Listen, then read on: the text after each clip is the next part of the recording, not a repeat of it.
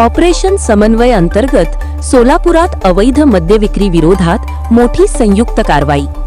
सोलापूर राज्य उत्पादन शुल्क विभागाने ऑपरेशन समन्वय अंतर्गत 4 जून 2026 रोजी सोलापूर शहर व ग्रामीण भागात अवैध मद्य विक्री विरोधात विशेष संयुक्त मोहीम राबवली।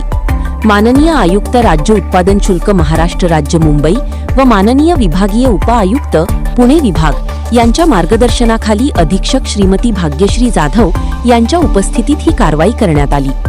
या मोहिमेत राज्य उत्पादन शुल्क विभाग, सोलापूर ग्रामीण पोलीस व महानगरपालिका अतिक्रमण विभाग सहभागी झाले होते। सोलापूर शहरातील हॉटेल, ढाबे, टपऱ्या व हातगाड्यांवर धाड टाकण्यात आली। तसेच कवठेतांडा परिसरातील अवैध हातभट्टी केंद्रावर कारवाई करण्यात आली। या कारवाईत एकूण 9 गुन्हे दाखल करण्यात आले असून 21 आरोपींना अटक करण्यात आली आहे। 3410 लिटर रसायन, 830 लिटर हातभट्टी दारू, विदेशी व देशी मद्य तसेच ताडी असा सुमारे 3.44 लाख रुपयांचा मुद्देमाल जप्त करण्यात आला। यावेळी सुमारे 75 अधिकारी कर्मचाऱ्यांचा भव्य रूट मार्च काढून नागरिकांमध्ये जनजागृती करण्यात आली।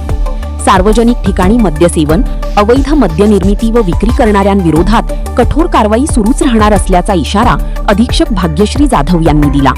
नागरिकांनी अवैध मद्याबाबतची माहिती टोल फ्री क्रमांक 180023399999 किंवा व्हॉट्सअप क्रमांक 4842200133 वर देण्याचे आवाहन करण्यात आले आहे।